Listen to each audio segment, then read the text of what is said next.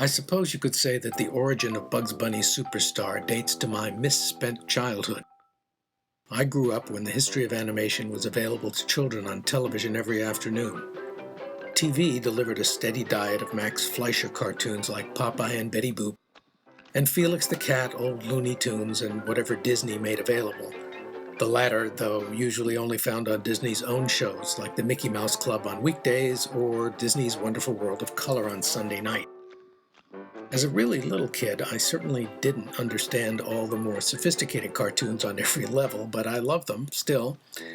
I loved to draw, and until my early adolescence, I thought I would like to become an animator. Sadly, however, my drawing skill never kept pace with my ambition. Throughout history, man has left great landmarks of culture to mark his path. These are the places where great peoples and ideas were born. In the 1970s, when I was managing director of the Orson Welles Cinema Complex in Cambridge, Massachusetts, in addition to running first-run art films, a great deal of our programming consisted of screening classic feature movies. I had it in mind to recreate the atmosphere in which these great films might first have been seen by an audience. We added things like penny candy at the concession stand and planned to show the cartoons and newsreels before features, much the way they would originally have been seen. My favorites of all these cartoons have always been Looney Tunes, of course, but Warner Brothers had taken them out of theatrical release. Well, it was a time when more and more great short subject films became harder to book into theaters.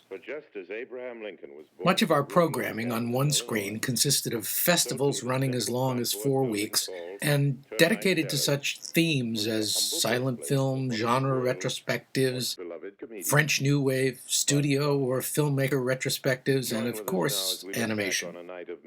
We tried to put on an animation festival every year, usually in the month of December or January, to provide some humor in the face of the New England winter. For the 1973 festival, among other things, I planned a week of Max Fleischer and a week of Warner Brothers animation. Some of my favorites, of course, were 1950s and 1960s Warner cartoons. I had dealt regularly with the Boston branch of Warner Brothers, where I regularly booked feature films, so I asked to rent prints of some of the later cartoons. The office reminded me that they had taken all the Warner short subjects out of theatrical release and no longer had prints. The $25 per week rental fee for a short subject, in their minds, wasn't worth the administrative cost of processing the booking or the overhead of storing and maintaining prints of the old cartoons. Since Warner Brothers wasn't distributing the cartoons at the time, the 16mm division of United Artists became our main source. In a fiscally troubled time in 1956, still the early days of television, Warner Brothers had sold its entire library of pre-1948 films to a visionary company that ultimately resold it to United Artists. That library included all the features, trailers, shorts, and about 1,000 cartoons Warner had made during that period. Far and away the greatest success of the month-long Festival of Animation was the Looney Tunes program. The response was so enthusiastic that I thought I'd try a series like that outside of the festival context.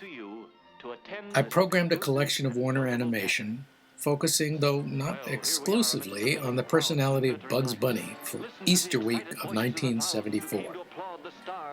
Some members of the staff, some friends, and I would get together in the evenings in my house and screen selections from the 400 or so cartoons that I'd already selected from United Artists to send me to make those selections. I wanted to present a feature-length compendium focused on Bugs, but representing the development of the Warner menagerie. That group setting of film buffs was a great way to evaluate how some of these played in the latter day and also how they played together. We'd watch cartoons late into the night until we just hit the wall and couldn't watch anymore. Finally, when we had our selections of about 90 minutes worth, we needed a name for the purpose of marketing. a cohesive title that we could use for advertising and promotion. We bounced a number of ideas around, and my friend and colleague Terry Corey came up with the one that we all love. He suggested Bugshot, the 10 Most Wanted Looney Tunes. The ad would feature a full face and profile mugshot of Bugs in prison uniform, with Sylvester pointing an accusing finger at the picture. We thought it looked pretty good. The program took off and became even more popular than we anticipated. I then got a call from my friend Don Krim at United Artists' 16mm division. He said that he'd had some calls from other exhibitors who heard about the program and wanted to know what it was and if they could book it. Don said he needed to talk to me about it because, in fact, he didn't know what cartoons I'd finally selected or how I was presenting them. We discussed that there was an opportunity here that division of UA was not structured to deal with. They needed outside help. I agreed to work with Alan Rubin at his Biograph Theater in the Georgetown neighborhood of Washington, D.C. to do another test market to determine whether the Cambridge event had been a local fluke or not. Well, the results were positive and indicated that it wasn't unique to Boston and Cambridge. Don at United Artists was getting more phone calls. He and I talked again, and he suggested that I try to do something to take advantage of the interest in this package on a larger level. Because of the way things were structured at UA, it wasn't practical for his division to pursue the idea, given their constraints. We discussed the possibility that I'd pay a license fee to use a selection of cartoons of my choosing to circulate as a feature-length program. Okay, Smokey, roll 'em.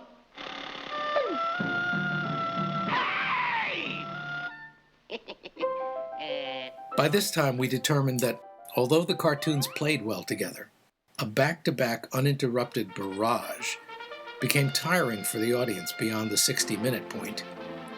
The terms of the sale of the cartoons from Warner Brothers back in 1956 dictated that they could not be cut or altered.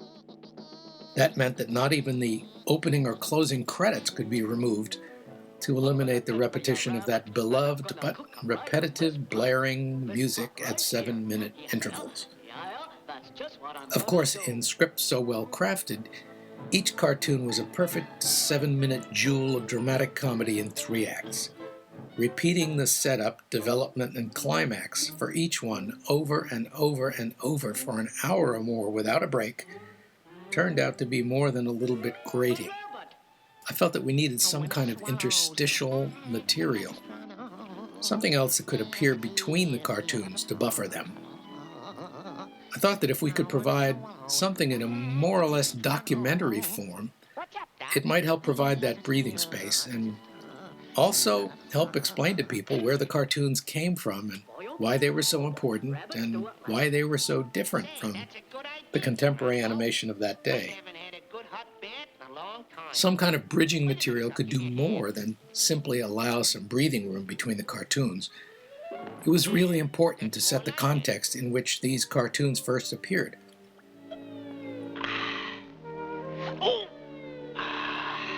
Also, it's apparent to anyone who watches them, the animation and characterizations were dramatically different from what people became accustomed to on television. The newer things that people were seeing, like the Jetsons or the Flintstones, were fairly static visually and two-dimensional, done with very limited animation, with many fewer drawings. The result was not much range of expression or articulated movement in the characters, just in the voices. Looney Tunes, on the other hand, were a marvel of sophisticated animation with endlessly expressive faces and body language, and they were full of manic movement. Documentary material could explain to people who had grown up watching flat computer-generated animation exactly why the classic Looney Tunes were so much richer in movement and complex expression. Equally important in my mind was to remind the audience that these animated stories were originally intended for adult audiences. After all, they first played as short subjects before the original Bogart, Cagney, Bette Davis, etc. feature films that Warner Brothers released. For those audiences, they were full of playful pop culture, social, and political references that went straight over the heads of the children who had been introduced to Looney Tunes on Saturday morning and weekday afternoon television kiddie shows. It was an accident of late 1950s television programming that left generations assuming that these cartoons were just juvenile entertainment. Independent TV stations all over the country needed material to fill regionally produced children's shows. For years, they had gotten by showing wonderful old black and white shorts, like The Little Rascals, Charlie Chaplin, Laurel and Hardy, as well as black and white cartoons like Popeye, Betty Boop, and Felix the Cat. This was the stuff of my childhood. But the strength of the daily Mickey Mouse Club shows, as well as the advent of color television, made that competition a lot harder for the independents. Disney had a huge treasure trove of color animation, but in the 1950s, the only other really substantial library of color cartoons was the Looney Tunes. Since they had long disappeared from theaters, years of juvenile television left the impression that the short classics were of little interest to anybody over the age of 12. Many of us who loved them felt it was time to correct that opinion. It was really exciting in the old days at Warner Brothers. But I still really wanted to include some of the post-1940s classics, so I tried going right to the top. The previous year, I'd worked for months with my lifelong hero Orson Welles as part of the cast and crew of his new film The Other Side of the Wind, shooting in Arizona. On the set, I developed a friendship with Peter Bogdanovich, who played a major part in that film. In the 3 previous years, Peter had 3 enormous hits: The Last Picture Show, Paper Moon, and What's Up, Doc? He made the last one for Warner Brothers as a kind of live-action Looney Tune comedy. And really, it was wonderful. Peter had written about his own love of Warner cartoons in one of his earlier books called Pieces of Time. I talked to Peter about my dilemma with Warner Animation, and he offered to set me up in contact with Frank Wells, who was then the CEO of Warner Brothers and a beloved and brilliant Hollywood business legend. Frankly, a little bit intimidating, that idea, but with that entree, I was able to get CEO Frank Wells on the telephone. Not bad for a Hollywood outsider who was managing a little art cinema in Massachusetts. Frank listened patiently while I explained what I was trying to do. When I finished the explanation, the rest of the conversation was rather short. Frank told me in not quite these words that I was out of my mind, that the cartoons were ancient history and could be seen for free 5 or 6 days a week on TV. No one was going to pay to see these things in the theater. And in the utmost event, if the audience did show up, he said, it would only be little kids dropped off by their parents at the mall. You can't make any money, he said, filling the theater with little kids who buy tickets for $1 or less. My argument about the adult nature of the humor gained no traction with him at all.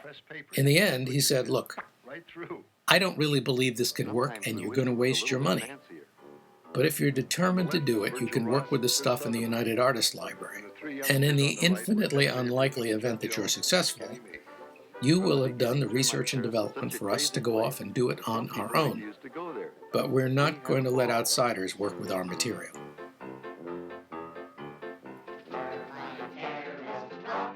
So back to plans for new footage. My college friend and housemate at the time, David Stone, had been working on a wonderful animated short called A Political Cartoon with his high school buddy Joe Adamson and an animator named Mark Kausler. They had a very funny sequence in it with Bugs Bunny that Mark had animated. Joe had just written the Marx Brothers biography, Groucho, Chico, Harpo, and sometimes Zeppo. And he would go on to write a great biography of Tex Avery. Through these guys, I learned that the bulk of the original artwork and memorabilia from the Warner Animation Division hadn't survived the demolition of Termite Terrace or even the devil-may-care attitude about animation in the years before. They told me that the one substantial collection of cell sketches and memorabilia was possessed by Bob Clampett, the director, who was apparently the only guy in the unit who took the trouble to save much. They suggested I get in touch with him. So I phoned Bob and his wife Sodi at their office on Seward Avenue in Hollywood and explained what I wanted to do. Bob's response seemed to bounce back and forth between genuine enthusiasm and an unspoken, cautious reticence, maybe even a little suspicious. Finally, he decided I sounded like a guy who was a decent fellow, and he said they'd be happy to participate, but under a strict, formal set of ground rules. Before I could even see what material they had, they sent a draft of a short contract which stipulated that he be the on-screen host of the documentary portion, that he would select what materials could be used, and that he would have approval of a final cut. I discussed it with our lawyer, and we decided that would have to do, given that this provided access to most of the historical material that still existed, as far as anybody knew. So, contract in hand, I made a date with Bob and Sodi for me to meet with them in Los Angeles, talk to them about his own recollections, and go through the material in order to decide what I could do with it. Remember, when we began this project, the only animated material available to work with came from the 16mm negative transfers that had been made for television by United Artists, long before. UA's Don Krim said there was no good 35mm material to work with. So our expectation was that the best we could do would be a 16mm collection that might circulate in the 200 or so art theaters equipped to show 16mm in a theatrical setting in those days. Our expectations were severely limited.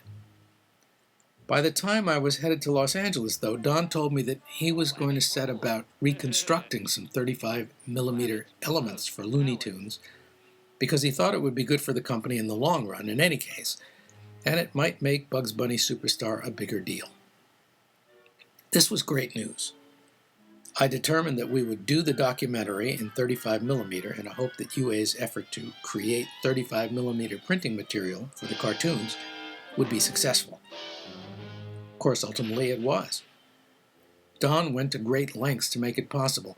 He told me that in one case, I think it was What's Cookin' Doc, they found the best remaining picture material from a lab in Japan and had to marry it with an English-language soundtrack negative from Australia. This was the kind of craziness that went on back in the days before studios began to realize the long shelf life value of pristine film materials. For many years, quite a few of them thought it was better for their bottom line to free up storage space and recycle 35mm reels than to use them for the storage of archival materials from old movies. Remember, that was back in the day before VHS and DVD and lots of the secondary market for film.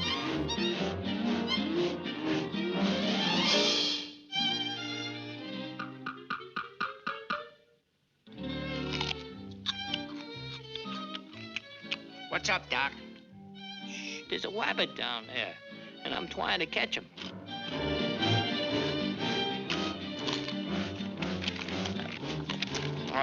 What do you mean, wabbit? Wabbits. You know, with big, long ears. Oh, like these? Yeah, and a little white, fluffy tail. Like this? Yup. And he hops around and around. Oh, like this?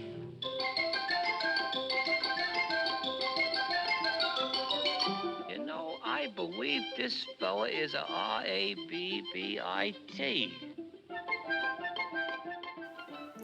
In Los Angeles, the Clampetts were very warm and gracious.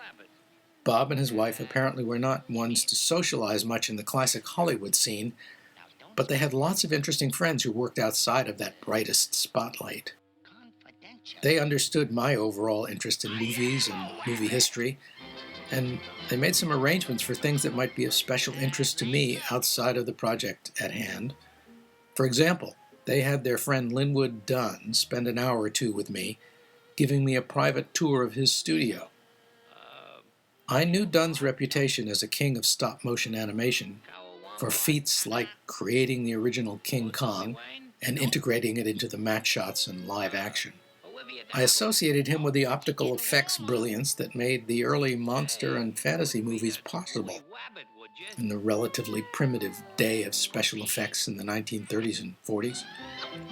Films like The Most Dangerous Game, King Kong, Son of Kong, Mighty Joe Young, and pictures like those.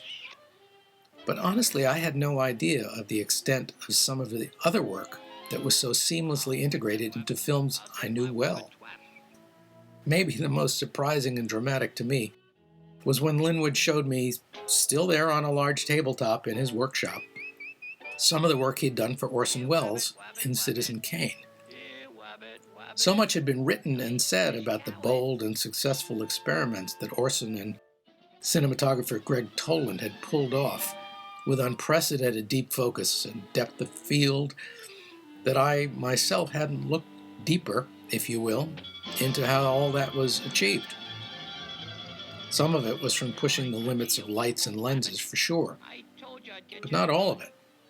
Those iconic shots of Charles Foster Kane at the podium delivering his dramatic campaign speech in front of an enormous likeness of himself to a huge assembly of enthusiastic supporters was, as it happens, an assembly of numerous complicated puzzle pieces made to create one whole.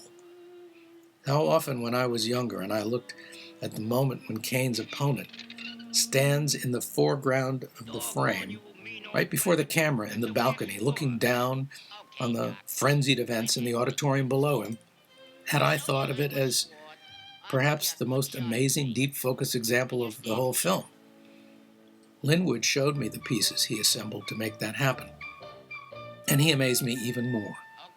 All this was there in the workshop, only a few yards from the small but still intimidating puppet of the giant ape which sat on another tabletop. Whoa, hold it! The Clampetts and I spent a few days going through cells, sketches, photographs, pencil tests, and Bob's collection of home movies he shot at Termite Terrace and the like. It was a bit laborious because Bob had almost none of this material in the office and studio. Apparently there was a storage space someplace where he kept a lot of it, and much of it was kept at his home. And in spite of several weeks we spent together, I was never invited to the house to see anything. I'd request it, and he'd bring it to the office. No matter how the documentary material would be assembled, I knew that I wanted to get as much on camera as interview material as possible with the directors and the talent from the cartoons. The Clampetts said they could arrange all that on my behalf, since none of these people knew me from Adam. So I was looking for a way to integrate all this material and interviews in a form that could be both interesting and episodic, when I hit upon what I thought was a totally brilliant idea. Because the cartoons so often spoofed already classic and then contemporary movies and popular culture, I saw that there was a way to draw in the interviews and explain what went on behind the scenes at the Warner Cartoon Unit by doing yet another playful spoof of a classic film. The model film was Citizen Kane. Just like the reporter Thompson in Kane, I would begin with two reporters trying to unravel a mystery. The opening shots, from the knees down, would follow two reporters strolling through the Warner lot on their way to a different assignment. As these guys walked and talked, they would come upon the rubble remains of a demolished building and pause. It seems unlikely for a building to be demolished in the middle of a studio lot. So they walk over to the rubble where they see an odd scrap of wall sticking out of a pile, surrounded by remnants of bathroom plumbing, a toilet, a urinal, and a sink. They wonder what this building could have been that was demolished in such a callous fashion. Seeing a scrap of writing on one of the fragments of the bathroom wall, they reach over and pull it out. Was this graffiti? A message? Something important? What went on in this building? All that remained of whatever was written on the wall were just 5 letters. U, P, D-O-C. So in order to satisfy their growing curiosity about this former building, like the search for the meaning of Rosebud, the two reporters set out to find people who work there in order to answer the question, what's up, Doc? His first line that he ever uttered.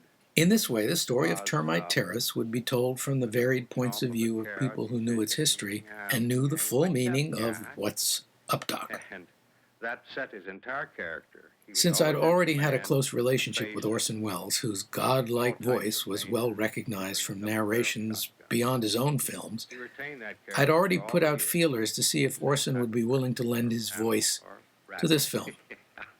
In the parody I just described to you, it would have been the crowning touch. When I called Orson's house, his longtime cinematographer and my friend Gary Graver answered the phone and said Orson was tied up at the moment. I explained to Gary what I had in mind, and with some hesitation, he said he'd run it past the great man and call me back. It didn't take very long before the phone rang. It was Gary. Orson, it seemed, didn't share my sense of playfulness and amusement with this concept. To say that he was nonplussed would be understatement on a very great scale. It was blasphemy. Gary told me he quickly toned down the situation by assuring Orson that I was just playing a little telephone joke, as he had with me several times in the past, and that this was not seriously the kind of narration I had in mind for him to do. But he's still with me. I still hope to salvage some of the ideas that would have gone into a version like that. In order to give a sense of the scale and influence of the legend of Bugs Bunny, I wanted to get familiar show business celebrities to deliver one-liners tailored to each of them in a kind of blackout comedy fashion. For example, John Wayne would turn to the camera in all seriousness and say, "Confidentially, I am a wabbit."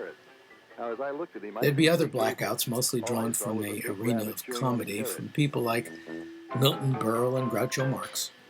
Remember, this was not long after the day when Laugh-In on TV with its vaudeville-style sketch humor was all the rage.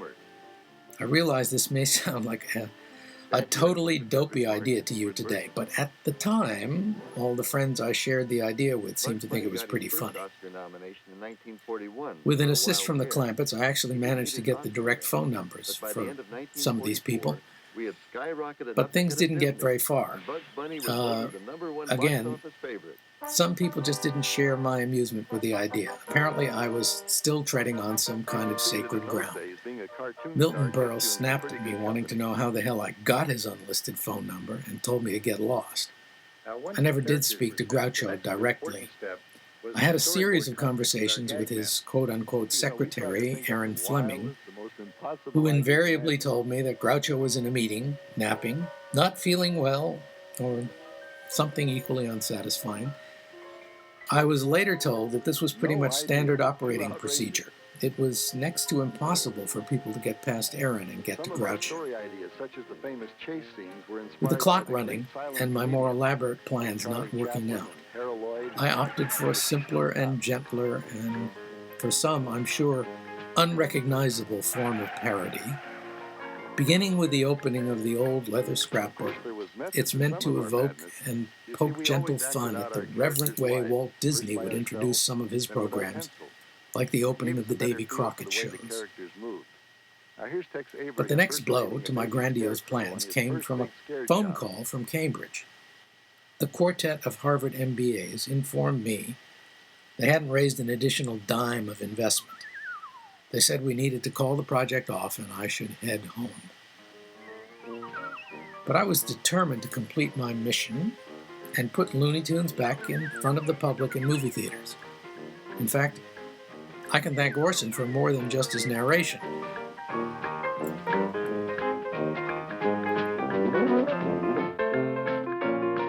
When I was working with him on the production in Arizona the year before, I saw before me the ultimate independent filmmaker.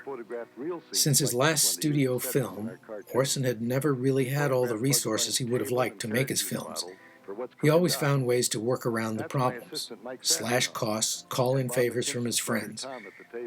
I knew I'd never have one atom of his artistic genius, but I had learned something from his resilience. How could I complete this with nothing more than a couple $1,000 or so left from the original investment and a few $100s cash in my own bank account? First, I called upon some of my friends from Orson's crew, Gary Graver, Michael Stringer, and Mike Ferris. Gary had been Orson's principal cameraman for 5 years at that point, and Stringer and Ferris had been there as assistant camera and second camera and grips.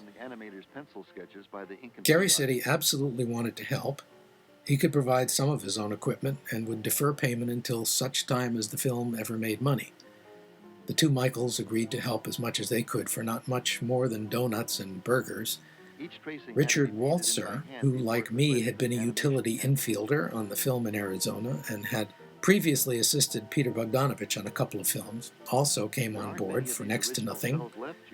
Rick, who knew his way around town as I did not, was invaluable in dealing with labs, suppliers, and all kinds of resources. Prior to this, I had spent a sum total of 5 days in LA, 3 days the previous year doing consulting for Neil Young and 2 days on Orson's project before we left for Arizona. I figured out there might be a way to make this work. You could buy short ends of 35mm film stock from Kodak for far below the normal cost of film. Short ends were the remnants of unexposed film that were taken out of the camera on a film set when there wasn't enough left on the reel to complete the next shot for sure. Companies would wrap it back up and sell it back to Kodak for pennies on the dollar. Kodak would then resell it to whoever wanted it for dimes on the dollar, but without any guarantees because the film had been opened and had been out of their custody. You took your chances, but you got film stock for very little money. Laboratory expenses were another issue. But Don Krim at United Artists had my back on this one. UA gave most of their lab work to Deluxe General Laboratories in Los Angeles and New York. This made them very major customers. Somehow, Don had faith in me and got the laboratory to agree to process the film at a discount and give me a little wiggle room in payment. But what about equipment? As it turns out, you can rent cameras and other equipment from the major rental companies in Hollywood on a Friday and not be required to return it before noon on Monday. So if I could do all the shooting on Fridays, Saturdays, and Sundays, I could save a huge amount of money. And if I could finish in 4 weekends, I could put all of these and other expenses on my American Express card. I'd rarely use the card, never more than a couple $100s a month. I really only had it because you needed it to rent a car on a business trip. You may be asking yourself how I thought this could work. You have to think back to the dark ages of the mid-1970s. Only very big corporations had computers then. They were too huge and expensive for small businesses and individuals. Steve Jobs and Bill Gates were only a couple of years out of high school. The pocket calculator, you know, the one that was bigger than a pack of cigarettes and could only add, subtract, multiply, and divide, that had only been in the market for about 4 or 5 years and still cost a fortune. So back in the digital Jurassic era, your credit card purchases didn't go into a computer at the store. The store ran your credit card under a slide and made an impression on 4 carbon copies. The merchant gave you 1 copy, kept 1 copy, and mailed the other 2 back to Phoenix, where American Express had its headquarters, at the end of the month. And at the end of the month, they tabulated your purchases and sent you a statement. So no one really knew what you were spending until the end of a 30-day billing cycle. So here's the deal. If I could work it out so that all the production expenses took place within one 30-day billing cycle of American Express, I could get the basic work of the film done and face the music later. The American Express card was not, strictly speaking, a credit card. It was a charge card. They expected you to pay the entire bill at the end of the month. I never intended that I wouldn't pay the bill, but at the moment I conceived this, I didn't quite know how I was going to make it happen. What about other LA expenses? When I initially went out to see the Clampetts, I stayed for a week or so with some old friends in their small apartment. They told me I could rent a car really cheap at the original Rent-A-Wreck, not far from their house. When I got there, Dave Schwartz, the owner, said, "Gee, I only have one car left. Everything else is rented." Now, this guy had a brilliant business concept. You buy a lot of used cars, many of them pretty beat up, and you rent them for a lot less than Hertz and Avis. Insurance is cheap, the downside of damage is negligible, and maybe there's a certain reverse chic you can sell. So Dave showed me the one remaining car. It was an old Buick Skylark with no recognizable remaining paint, just gray metal, and no upholstery. The seats were covered with old terry cloth towels. He could see my disappointment immediately. At home, I was driving a classic Porsche. So Dave gave me the spin. "I know it doesn't look like much," he said, "but Marlon Brando and Jane Fonda have both rented this car." All of a sudden, I was supposed to feel like Hollywood royalty. Then my fiancée Lynn joined me, and we were invited to stay with her cousin and her husband, a very nice couple in Cheviot Hills. But after 2 weeks or so, Lynn had to go back to Boston, and her cousins weren't comfortable having a more or less stranger share their house. I couldn't afford even the cheapest motel, so Lynn's cousins let me stay in their garage on a rented army cot to sleep, and I had access to the house for kitchen and bathroom purposes. This was truly low-budget filmmaking. Sleeping in a garage on an army cot and driving an ancient car with no paint in the kingdom of Mercedes-Benz. So on that went, shooting only Friday, Saturday, and Sunday. With help from Bob Clampett, I was able to arrange to shoot Tex Avery, Friz Freleng, and Bob McKimson all on the same Friday afternoon at the DePatie Freleng offices, where they were making the Pink Panther cartoons and other stuff in those days. When we got there, Bob McKimson withdrew and said he was sorry, but he just wasn't comfortable doing on-camera interviews. Friz and Tex were both kind and cooperative, but we had only a limited time to shoot there, and it had to be done in 2 separate offices. Everybody wanted to go home. After all, it was Friday afternoon. Friz seemed comfortable, but was very laconic, and it wasn't easy drawing him out, if you'll forgive the pun. Tex was a total sweetheart, telling us stories about his childhood in Texas and how he came into the business. He was kind of shy and self-effacing. I guess it was partly from that he didn't always speak very clearly to the mic, and sometimes broke up his stories and talked around things a bit. I loved hearing everything he had to say, but sadly, because of the delivery style and everything I had to squeeze into about 30 minutes of film in the final project, I could tell I wasn't going to be able to use a great deal of that interview. I had to stick directly to those things that would illustrate only certain specific things about the development of Looney Tunes characters, while Tex had other things on his mind. I wish I had the money and time to make a feature film at that point. Feature documentary, that is. There would have been so much more to use. Of course, I wanted to speak to Chuck Jones and get him on camera too. Overall, he and Bob Clampett, so distinct from one another, were my 2 favorites in the Warner Brothers stable. Bob assured me he'd talk to Chuck's office to make the arrangements.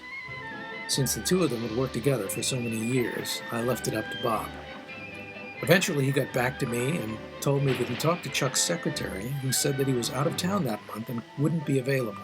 I'd have to get some material about Chuck into the film without him being present.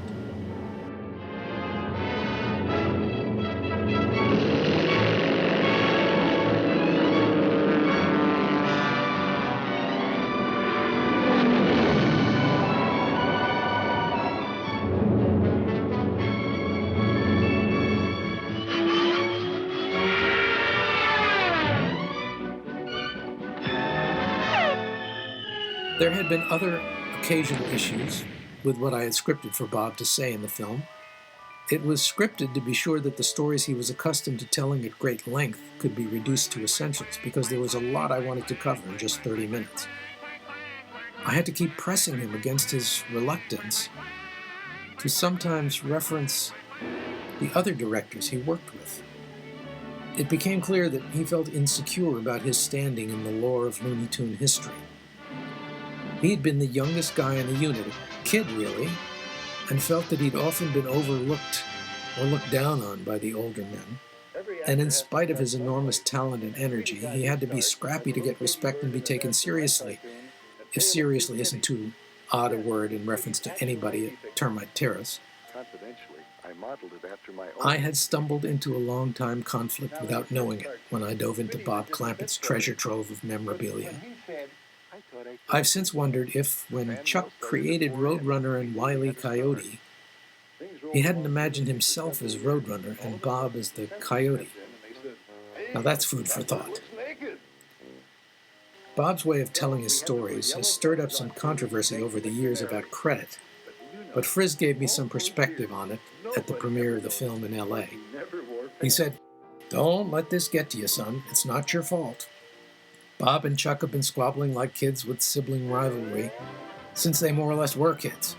And if the shoe had been on the other foot when you were making your film, Chuck probably would have done the same thing to Bob and given him the short end of the stick if he had the chance." Fortunately, Chuck remained a friend over the years, and I always looked forward to getting his really wonderful Christmas cards. Mel Blanc, of course, was another important interview who's not in the film. I was told that Mel didn't like giving interviews, especially in that time when he was still quite frail as a result of a severe car accident he'd had many years before on Los Angeles' famous Dead Man's Curve. The accident left him near dead, unconscious, with both legs and his pelvis broken, and in a coma for quite a while. Mel said at the premiere that he had not heard from Bob about an interview, but that he wouldn't have been inclined to do it anyway. He also said the story about him being allergic to carrots was just a story. But when I offered him a carrot, which I always had in my jacket pocket for promotional events in those days, he did decline. All the same, I can understand he may not have wanted to be photographed in the lobby of United Artists Theater in public eating a carrot. From among all the stories Bob Clampett told me about the days at Termite Terrace, I pulled together a scenario so that Bob could use those anecdotes that would interface with the graphic material available and work best to tell the kind of story we needed. Many of these were anecdotes he had often told in appearances at colleges and other places. He was so comfortable when he first told them to me that I imagined shooting all the stuff would be as easy as falling off a log. That turned out not to be quite the case. For all that Bob's work had been seen on television all over the world, even in the days of live-action Beanie and Cecil TV show, Bob himself had rarely been in front of the camera. For his college appearances and such, he crafted a very particular persona for himself. I think he may have thought it would help him appear hipper and more contemporary in relevance to the college kids. He always wore a short-waisted powder blue jacket with embroidered patches of Looney Tunes characters sewn all over the front. Underneath it, he wore a dark turtleneck. But the hair was the most dramatic part of his presentation. He still had the same beautiful, lush head of hair that was stylishly combed back and glistening in Warner Brothers' 1940s publicity photos, and he was clearly very proud of it. But in those days, he chose to wear it in a sort of stylized Beatles cut, thick and blunt, all around with severe bangs. It was the blackest of blacks, with a uniformity of tone one suspected could only have come from something like Grecian formula or some equivalent hair product. Here and there, you'd sometimes spot a gray root peeking out. I probably would have liked to have hair like that a decade earlier in the days of the Beatles, but to paraphrase the old newsreels, time had marched on. And it did look kind of silly and, forgive me, cartoonish. It was especially strange in its youthful contrast to Bob's deeply wrinkled skin. Privately, with his wife, I discussed the possibility of changing Bob's look for the film. She assured me he wouldn't go for it. It had been discussed in the past more than once, but whether it was a measure of the confidence he had in his look or superstition, Bob always refused to change it. When we were ready to shoot for the first day, I suggested, maybe you could take the jacket off? That clearly threw him for a loop. He told me he always wore it when he appeared publicly, and he just couldn't be comfortable if he was dressed any other way. Having to do all the shooting, mostly on Saturdays and Sundays, schedule was tight, and I really didn't have time to negotiate about wardrobe. Hide and go seek? Oh, sure, little feathered friend. I'll hide and you seek. Oh, Tootie, I'm gonna play hide and seek with a putty cat. I hide me in the eyes and I count. 5, 10, 15, 20, 25, 50. Ready or not, here I come. Now, where could that putty cat be? He's not in here. He's not in here, too. Oh, he's too clever to hide in here. So on we went to the first morning shoot on the first Saturday. We set things up in Bob's office, and Gary lit it appropriately for the 35mm color film stock he was using. Bob hadn't seemed so comfortable in front of the camera, so we rehearsed what he had to say quite a bit. We got through the first shot without too much trouble, but Bob's small office was getting really hot with those lights. The only air conditioning was a unit in the window, which was so noisy we could only use it between takes and for short periods. With the requisite turtleneck and jacket in that oven, Bob was sweating more than the rest of us, but he wouldn't change his outfit.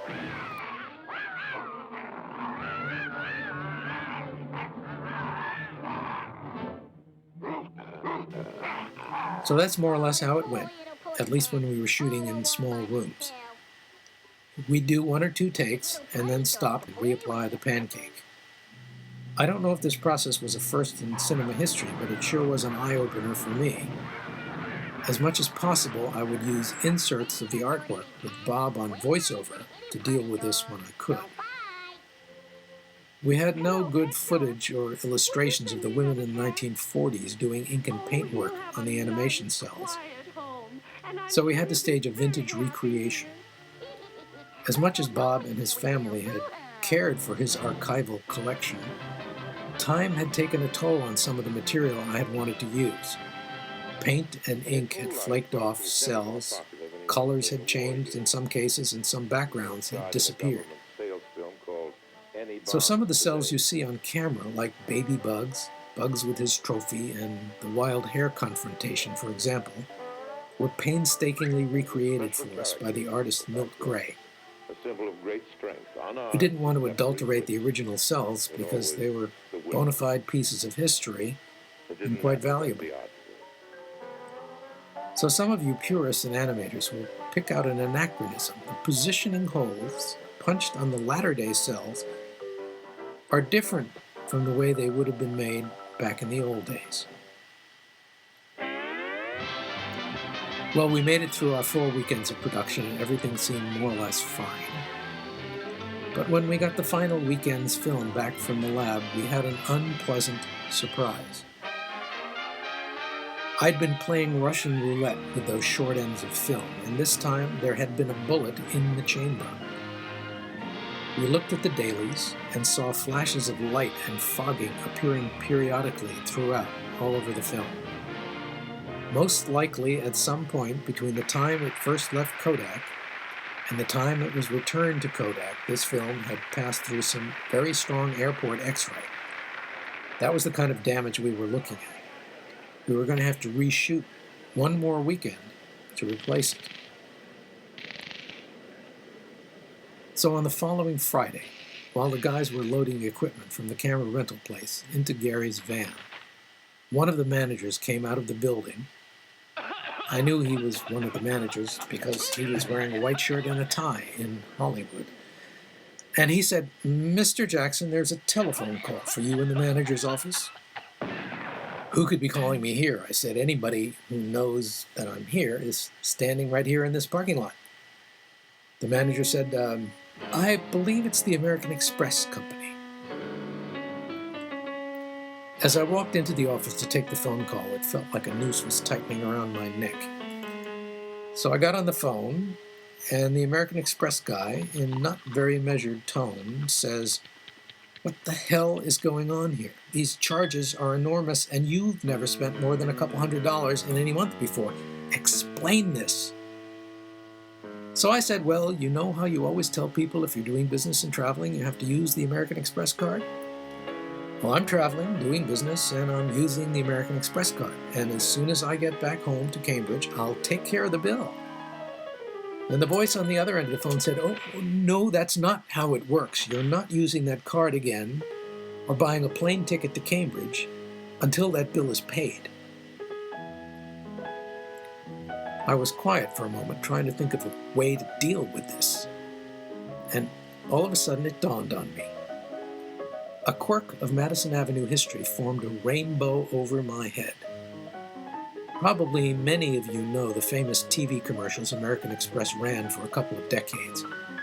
You know, the ones where somebody you can't quite place as a celebrity is there in front of the camera, talking about how important the American Express card is to him or her, and how if you're doing business you can't leave home without it. Wrong number. And then at the end, the celebrity's name is spelled out across the American Express card on screen, and you go, "Yeah, right, that's who it is." Well, the first of all these commercials had begun running just a few weeks before.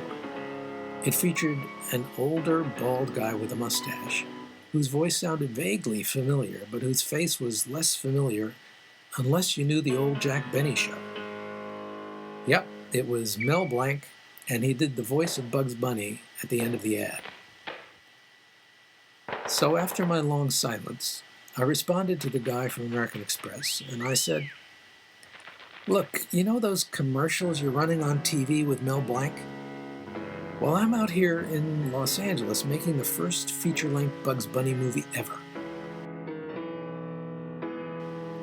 I held my breath. This time, the long silence on the phone was his, not mine. He said, "I have to put you on hold for a moment."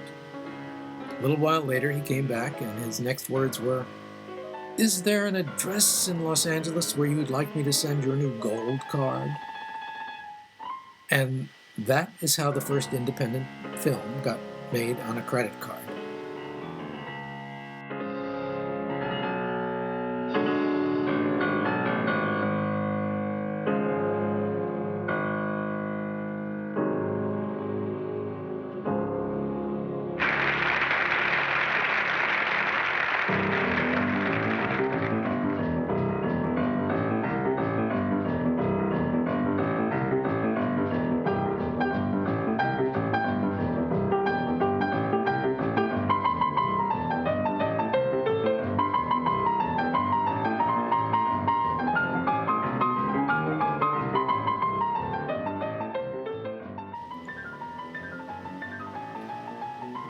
Some of the period material was provided by Don Krim from Old Trailers United Artists owned. Some additional archival footage was offered to us, but it didn't really fit in anywhere. It was loaned to me in unique 16mm prints by a collector. I decided early on that I couldn't use it, so I left it in Bob's office on the coffee table where we were working until the owner would come by in the afternoon. There was an editor working in a suite upstairs in the Clampett's building named Brian King. He and I were editing footage from the film on an old Moviola, one floor up.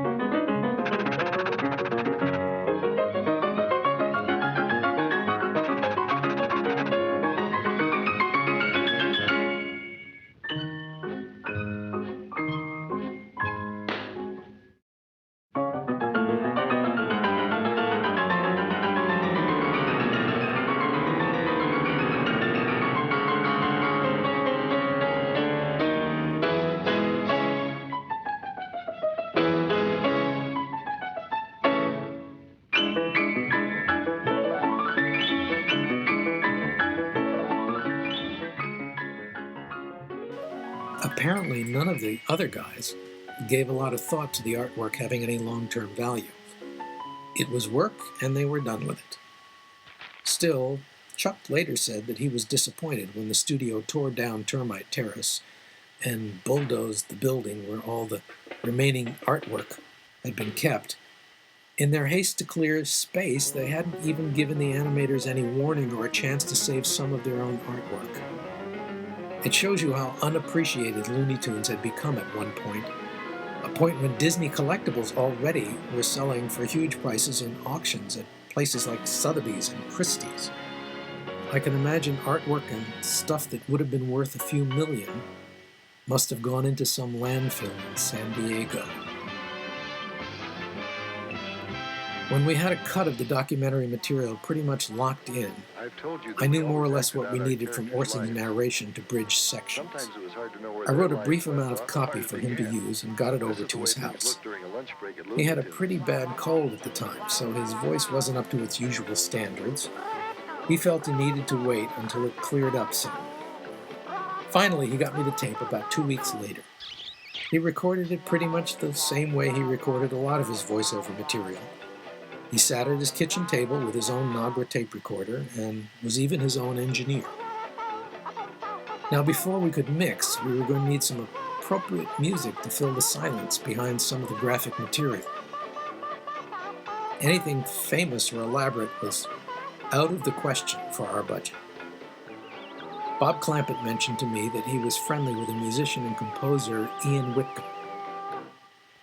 I only knew Ian's work from a crazy novelty song he recorded in the 1960s that turned into an enormous hit. It was called You Really Turn Me On. It broke through as part of the British invasion in 1965. I remembered it as a kind of parody of Orgasm sung in a high falsetto that almost could have been either male or female. In spite of Bugs Bunny's penchant for cross-dressing, it didn't immediately strike me that that style would be appropriate.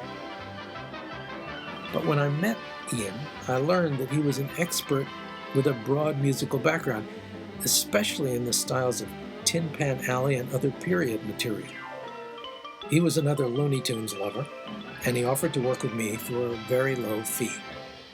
So we discussed what kind of sound would work in one part or another and met up a few days later when he'd fleshed out some of those ideas.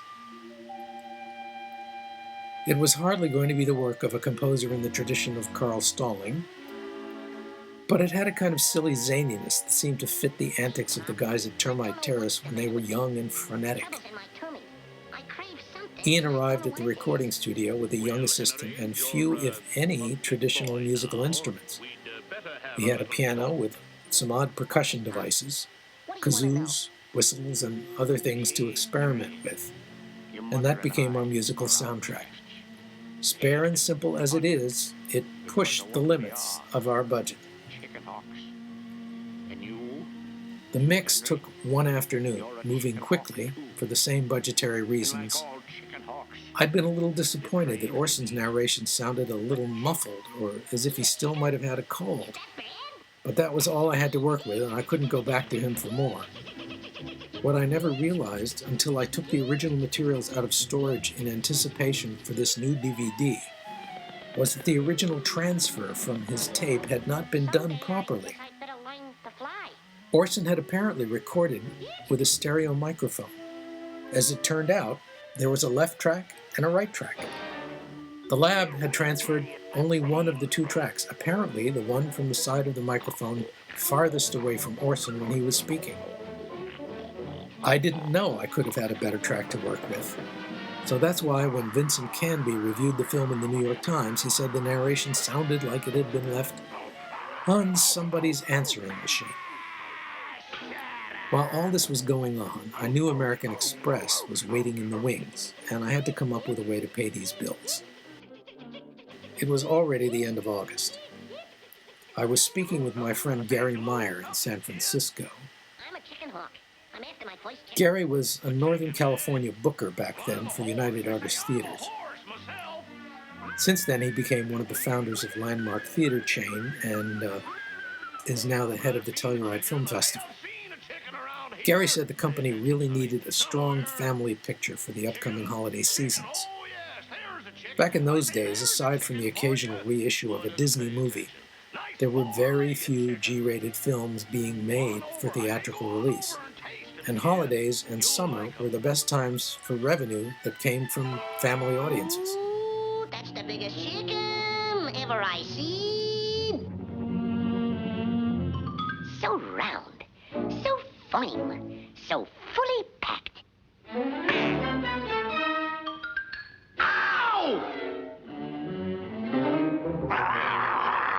Are you coming quietly, or do I have to muss you up?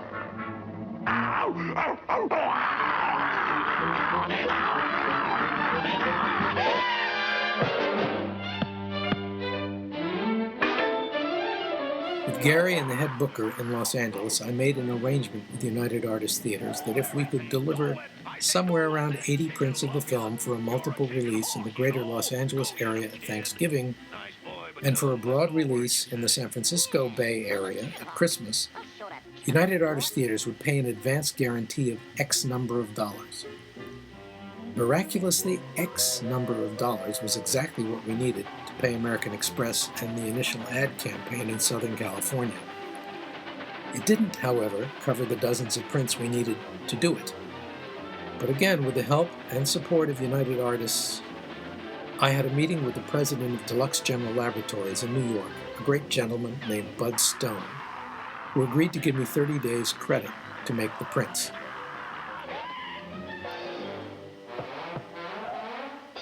We were off and running, but we were still figuring out the distribution business as we went along.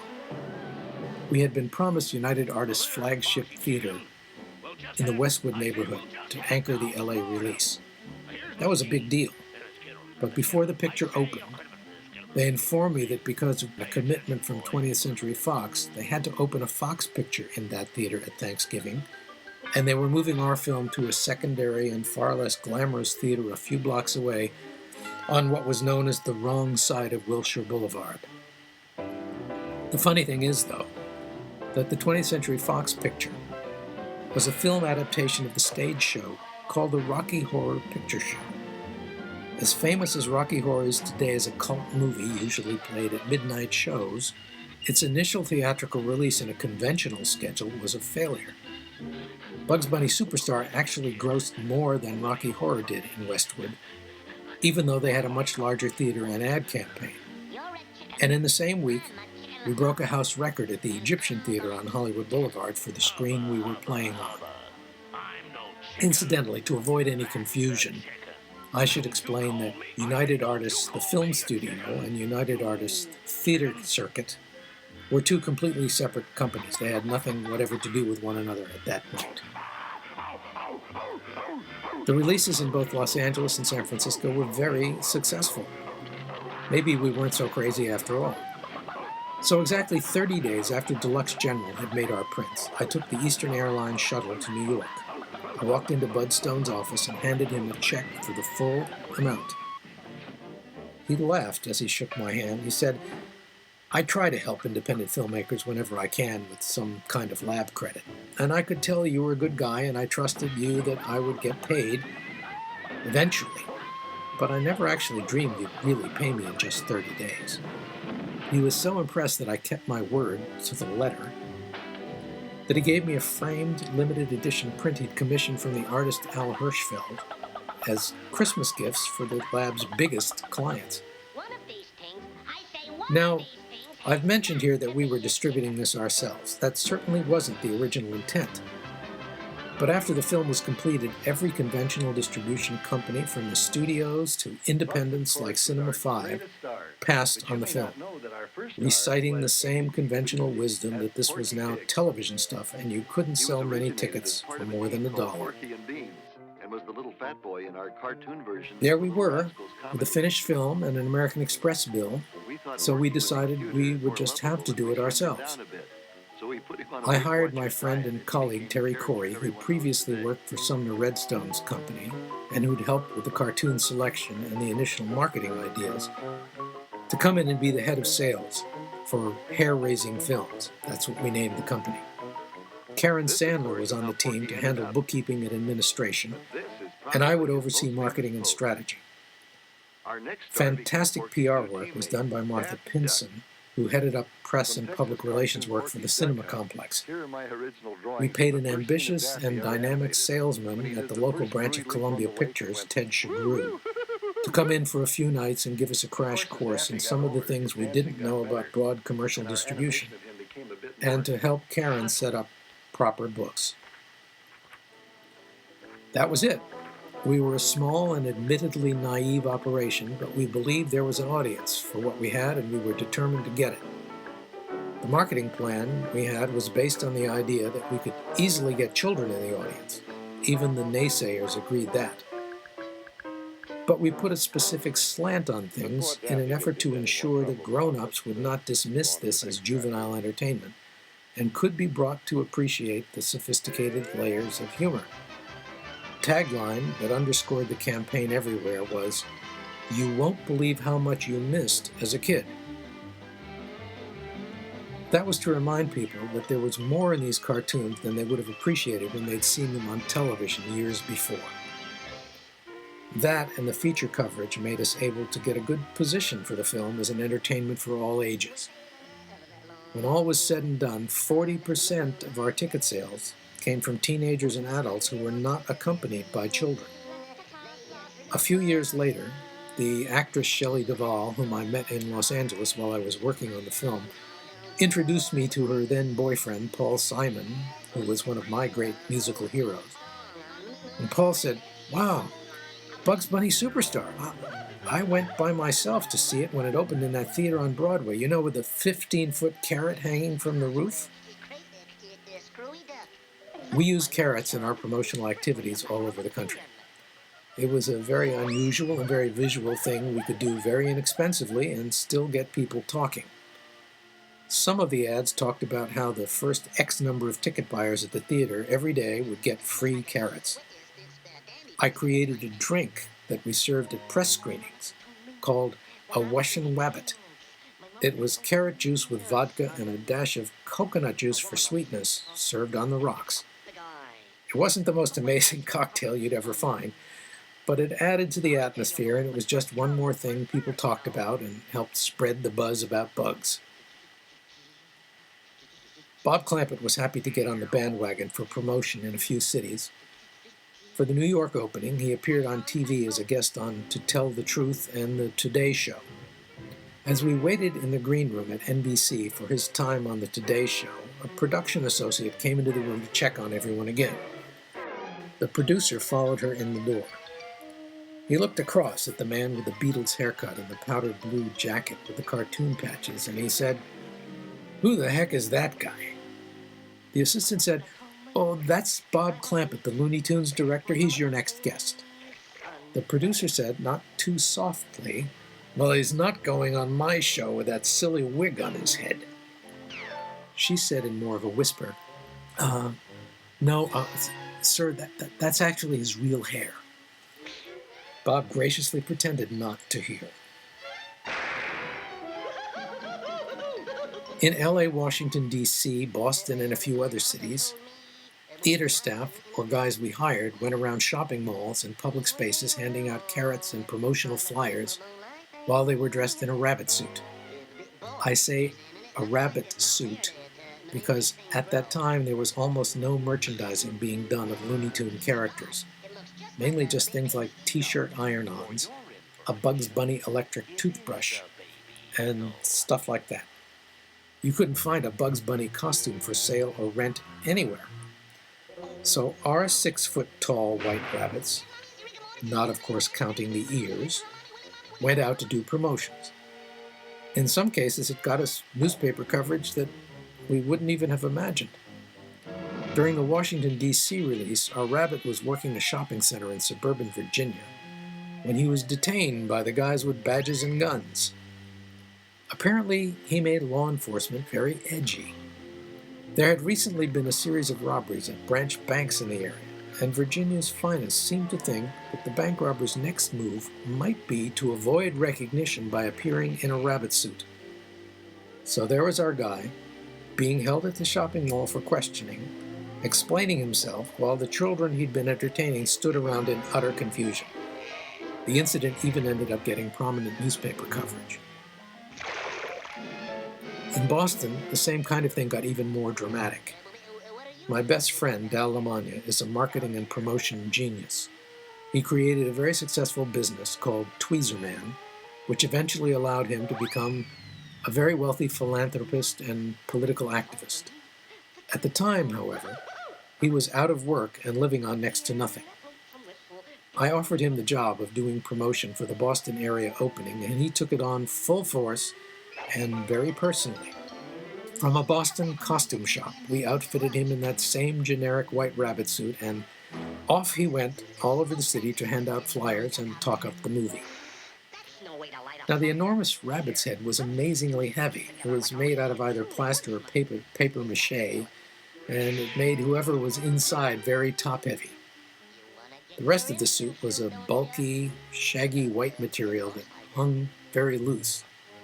Standing up or moving in this thing was like an old deep-sea diver maneuvering around in one of those old suits with the diving bell helmet.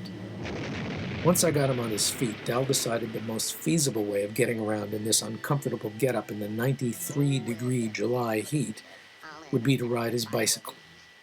As he padded around the Boston public gardens, tossing off Bugs Bunny phrases to little children he passed, many of them thought this big white rabbit was supposed to be the Easter Bunny. He stopped by a shallow lagoon where a lot of children were cooling their feet. He and the younger kids playfully splashed water at one another, which they thought was fun. So he waded a little deeper into the pool, which seemed to elicit spasms of laughter all around, and the cool water filling the legs of his rabbit suit helped cool him off a bit. The crowd loved it, and cameras were clicking away, getting him just the kind of attention that was his mission. But then some malicious adolescents pulled his bunny tail and yanked him down into the water. Water filled the suit. Soaking wet, it weighed about an extra 100 pounds. One of the kids pushed his big head under, and it began to fill with water. He couldn't lift it. The more he flailed his arms, the deeper he seemed to sink. As the drowning man saw his short rabbit life flash before his eyes, he finally found enough footing in the mud to drag himself to the edge, where he saw a phalanx of people with cameras capturing the event. The rabbit's foot turned out to have some luck still attached to it. Two of those photographers happened to be from the two Boston daily papers, and the whole incident ended up getting substantial feature coverage for the movie. If you're interested, you can actually read a full and very funny account of that day in Dal's memoir of an entrepreneurial life called Raising Eyebrows from St. Martin's Press.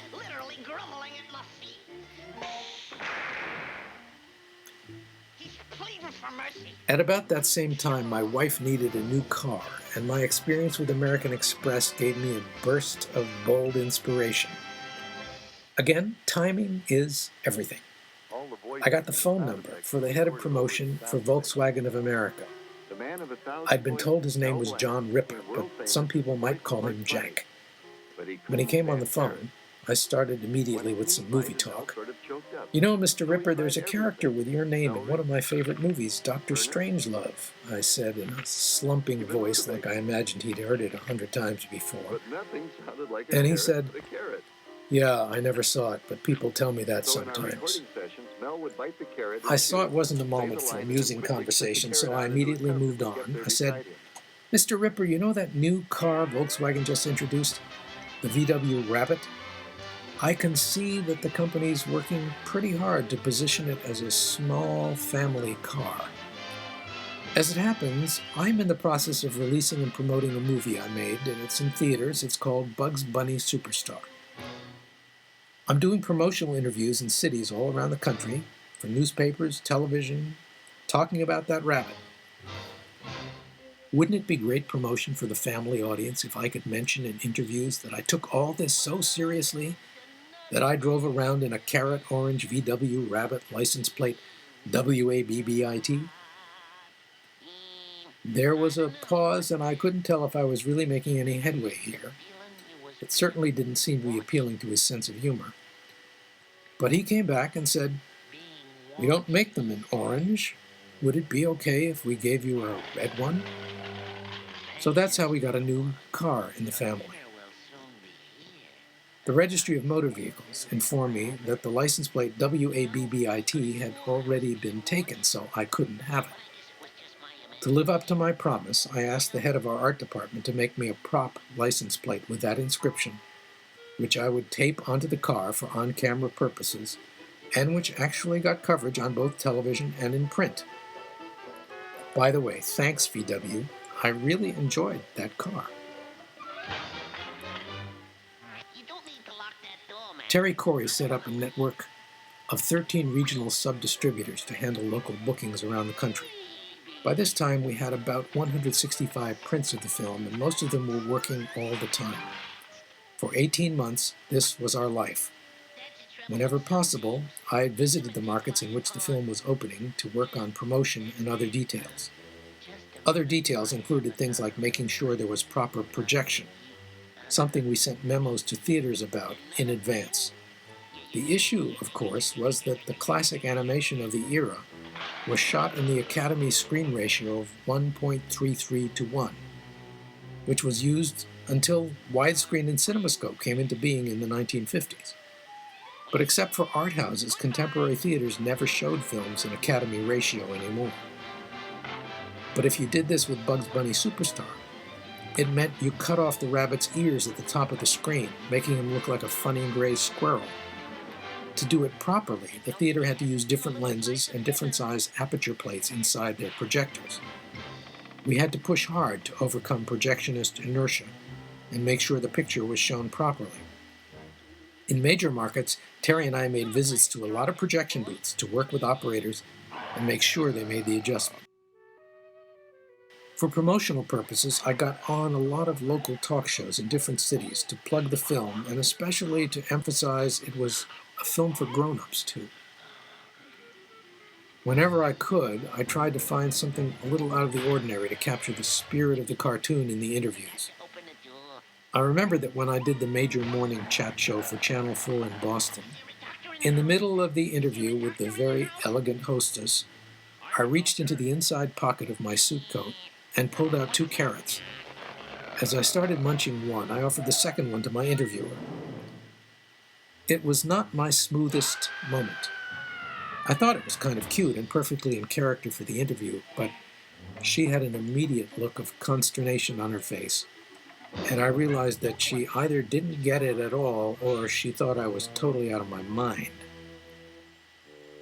In other cities, like Cleveland, Ohio, I had the routine down better. I was used to it by then. In fact, in Cleveland, they decided my interview on a show watched by lots of mothers at home was a great lead-in and plug for their daily Porky Pig show. So they invited me back to appear a second time, even though the picture was no longer playing in their area. Anything to promote the consciousness of Looney Tunes, I said yes. But on my way back to Cleveland, I realized I'd given them my basic speech the first time around. So to keep from sounding stale, I wanted to come up with something fresh that I hadn't used on TV before. In my hotel the night before the show, I started making notes for what I thought would elevate the sophistication and adult nature of the cartoons in a way that the audience hadn't heard before. I decided to offer an analysis of the comparative personalities of the 4 leading lights of Looney Tunes: Bugs, Daffy, Porky, and Elmer. I began to explain how they could be thought of as corollaries to characters in some Shakespearean tragedies. Let me tell you, that drew some blank stares from the other people sitting on the couch. I gave it the old college try that my British literature professor would have been proud of, but after a couple of minutes, I was back to telling the same old jokes and doing Porky Pig impressions. That was life in do-it-yourself distribution. At the end of it all, we had reached about 4,100 theatrical playdates and a fair profit for the same film that every conventional distributor told us had no place in the market. We weren't geniuses, and it wasn't Gone with the Wind, but we worked hard, plugging away at the release for one movie for about 18 months.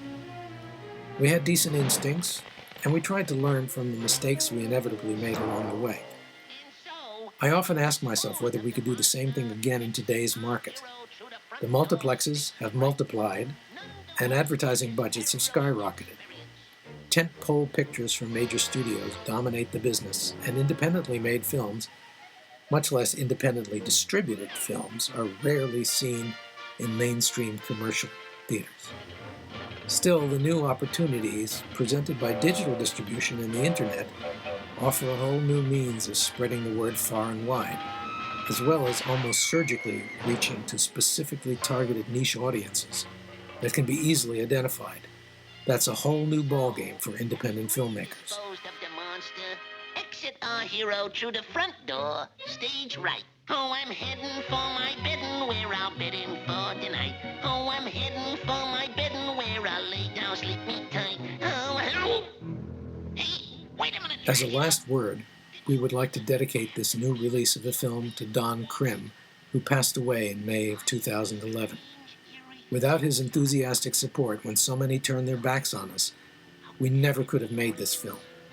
Everything he did to help us was above and beyond his job description, and in some aspects set him up for criticism from the people he reported to. After United Artists, Don Krim built the independent distribution company Kino International, where for almost 30 years he accomplished amazing things for the world of cinema, uncovering and restoring important and cherished landmarks of film history. We miss him.